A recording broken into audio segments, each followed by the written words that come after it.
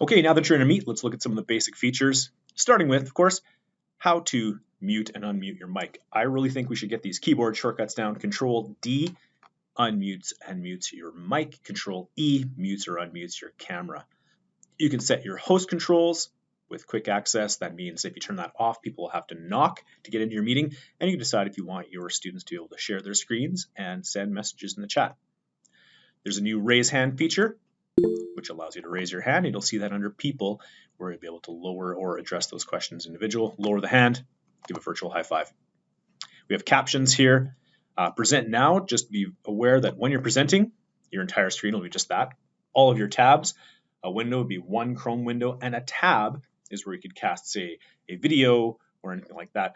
Just make sure that it's something that's in the browser, so you can't play a video from your desktop, for example. That won't work, but it's got to be in the browser, like in Chrome or from YouTube, and then that'll work. You want to use that tab for sending those audio features.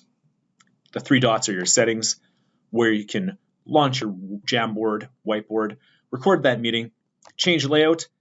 This is new-ish, and if you have any extension that, like grid view for Meet or any of those sort of things, you should remove those extensions. They just cause problems now.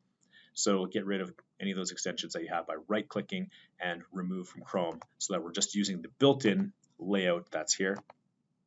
And you can set it to tiled, auto, all these sort of things. And your tiled can have up to 49 people.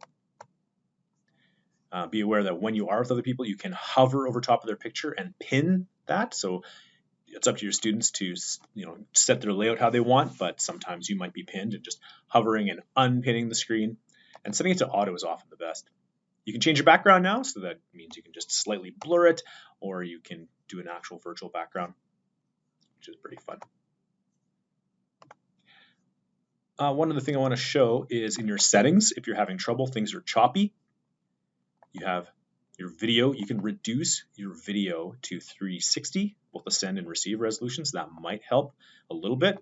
And under audio, there is noise cancellation, so it'll filter out all those people typing on their keyboards or clicking pens or any of that sort of stuff. So if you turn that on, that should improve the sound, although it does compress the sound a little bit. It'll make it sound a little bit different, but that'll get rid of those distracting noises. One other neat thing that is here is under troubleshooting and help. You can click on troubleshooting and help, and this shows you what kind of connection you have, any kind of delay. So obviously you don't want any delay, and your system load. So you can see how your CPU is functioning. So if this is skyrocketing 100, you probably want to close some tabs, make sure you're not running a ton of things. So if you ever see this spiking, that's probably why your Meet is being a little bit strange. So there's the basic features of Meet. To learn about the chat features and the activities a little bit more, you can go to the next video where I have a demo of all the new activities in Meet.